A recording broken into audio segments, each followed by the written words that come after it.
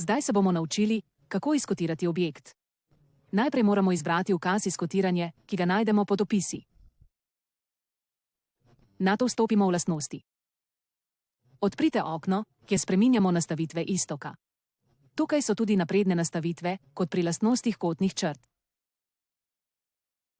Pri zavihku kotni tekst bomo pustili metre. Še lahko izbiramo med asociativnim kotiranjem po sredini in asociativnim kotiranjem zunaj. Rečemo v redu in lahko začnemo z izločanjem objekta. Zamislite si parcelo te oblike. Sedaj je potrebno izbrati robne točke parcele. In nato lahko začnemo z označevanjem gabaritov objekta.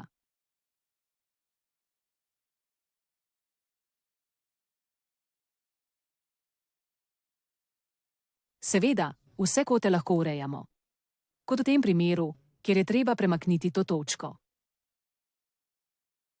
Hvala za pozornost in uspešno delo z Olplanom.